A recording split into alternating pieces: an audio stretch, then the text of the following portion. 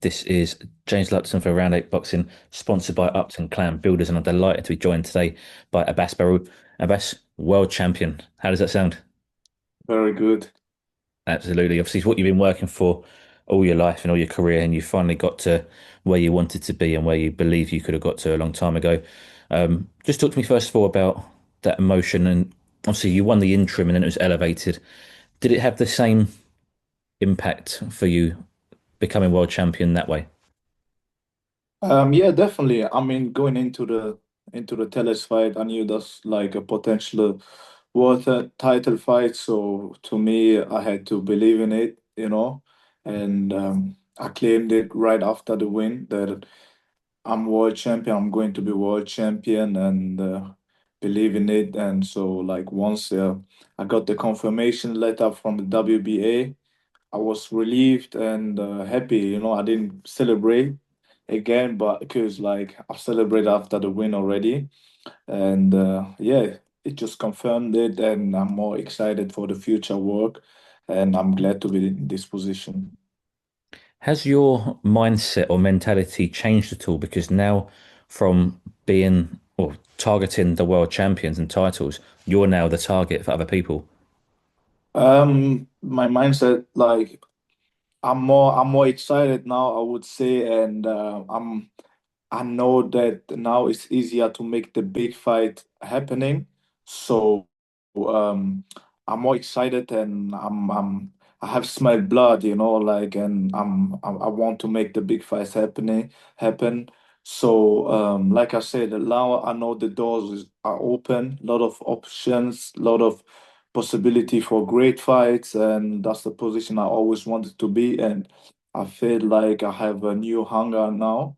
I can chase greatness, and it's so beautiful to be in a position like that. Obviously, let's talk about last night's fight with Jaron Boots Ennis, a destruction first round against Lima. He's obviously going to be chasing your title and chasing you down now as well. He's moved up to the weight. Just firstly, does that fight with Boots excite you? Is this one of these fights that is a legacy fight for you? Oh yeah, definitely. I mean, like he's a great name, and he's a phenomenal talent, and yeah, I would love a fight like that too.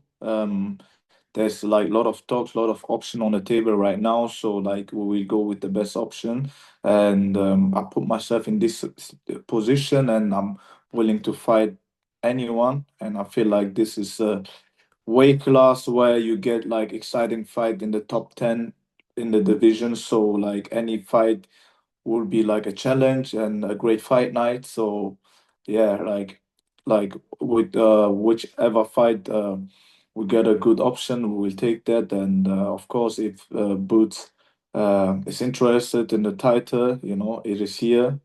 Let's talk and let's make it happen. You said here, obviously, you're the world champion. You have all the cards. You played it. You make your choices. You win all the fights, but it's got to make sense for you. Is it nice to be in that position to call the shots?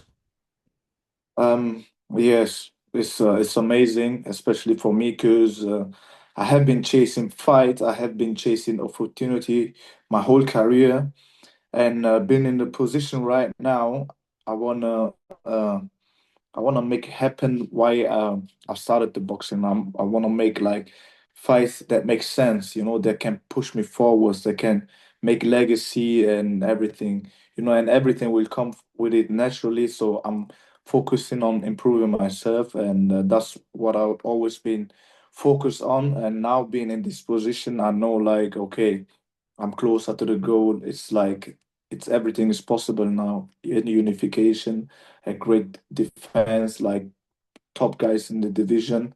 Those fight is all possible to make right now because I have a belt. I have something people want and something people can make a great fight night out of it. So yeah, it's great to be in this position. I saw on a headline in the news on social media recently saying Conor Benn, name linked with your name, a title fight, defending your title against Conor Benn. Just talk to me about that. Is that something that is potentially on the table? Is that a fight that could happen next for you? Um, yes, why not? I mean, like any fight, like I mean, if Team Ben is also interested, He's a big name in the UK. Like that would be a great fight night, a fight where I can show myself also to the world. I'm looking for opportunities like that. So if they're interested in it, I'm open to listening to it, and if it makes sense, we go with that. Um, like there's a lot of options. Like Top Rank is also interested in making the Xander Zayas unification a great fight too. We love that. Like Boots, it's an interim right now, mandatory. Also a great fight. There are a lot of options right now, which I'm happy uh, to go with. And yeah, I mean, like once we find a common ground, I will choose that path, and I will be happy with it because, like I said, a lot of challenges in this division and a lot of great fight nights. Would you still be interested in the Conor Benn fight if he loses to Chris Eubank Jr. again? Um, sure, why not? It's still a big name, and like that's in a different weight class, and 154. If he thinks he has a chance there, come and find out.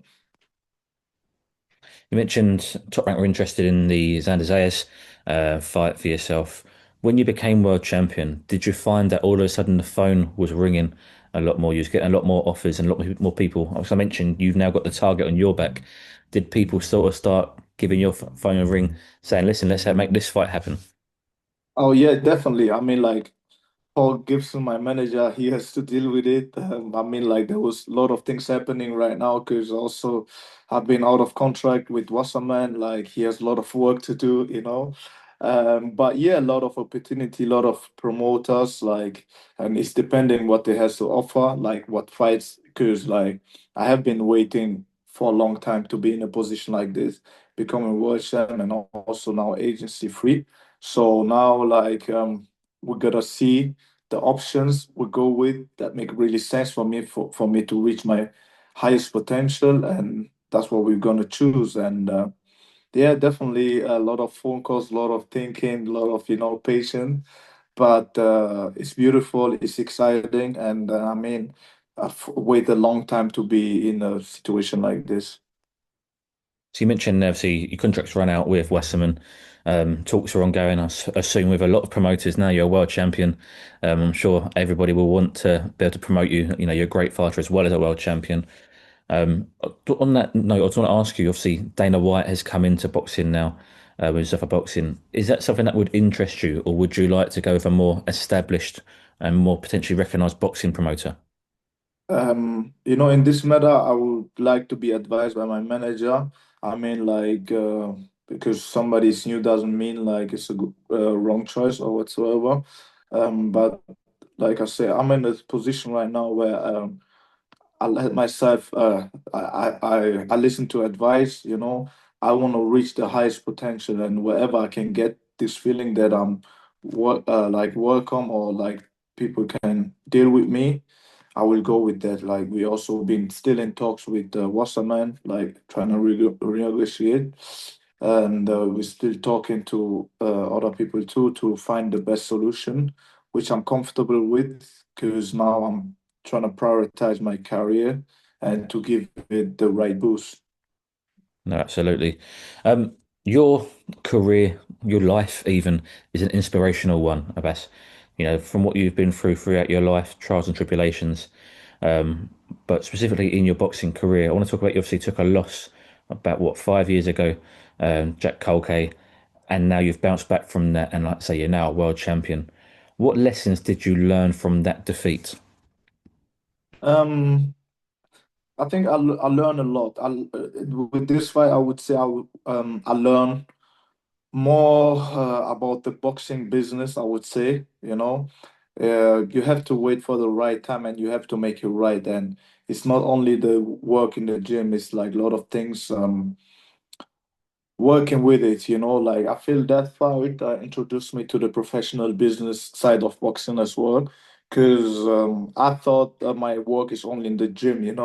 And like you have to have the right preparation. It has to fit in the time. You have to be patient with it. You can't mess up your your momentum just because the surrounding, you have to take your time with everything. And also boxing wise, like I feel like, I've let everything out in the ring, but I learned so much from that fight where I feel like, oh, did I won? Did I not won? Everybody said I won. I've seen it. I won. I feel like I won, but I could have done so much more, so much clearer, And so I was just focusing on all the things which went wrong, like which I can do better instead of saying like, man, it was a win. So I tried to over the years, I tried to balance all the things I wasn't happy with, and going now into another like promoters or another fighter's home, having a similar situation like against the Kulkai fight, I felt much more prepared. And thinking back on the Kulkai fight, I went into this fight with a different confidence because I knew I had done the work, which I wasn't happy with uh, to the previous fight. Is it fair to say that that loss was potentially the best thing to happen to you in your career? Um, no, no, I wouldn't say it. I would love to take the win too. It's not the best thing, but let's say this, I learned from a defeat. I learned well and I took my time with it. There are a lot of great things happened to me. But you still rather be undefeated. But Sorry? you'd rather be undefeated still. Yeah, I'd rather be. No, it's just I don't like losses, like 'cause I've been putting work in, and if it's a loss, this one on the record, I don't like seeing it, and I wish I would take the win, because even after a win, I still look at it this if like you know, if it didn't went that way, what would you change, even after a win? So I always looking for a way to progress. So yeah, but I learned a lot from that fight, definitely. So we mentioned a few names earlier who you could potentially fight: Zayas, Boots, Conor Benn. Just talk to me about what is key now for you as a world champion to solidify your reign and to cement your legacy in the sport. Progress, putting myself out there and then making big fights where people can get to know me, get to see what I'm capable of. I'm looking for that. Like the last fight put me right into the boxing frame. A lot of people got noticed with me. And I think like there's a lot more to myself, a lot of experience I've gained. And I want to display that. I want fight to so I can come out of myself. I feel like the greater the threat is, the better I box and the better I perform. So those things excite me, and I'm looking forward to show what I'm really capable of. So and I've been focusing on that, like on quality fights, on top level fights, and to be a presence in the top level of boxing. That's what I've been focusing on now. And just finally, Abass, I mentioned earlier you've now got a target on your back as the world champion. What's your message to these fighters who think they can come and test you and take your world title from you? I don't feel like I have a target on my back. I feel like I'm still chasing, and everyone who thinks they can come for me, they don't know what they've been coming for. Abass, thank you very much for your time. Really appreciate it. Thank you, man.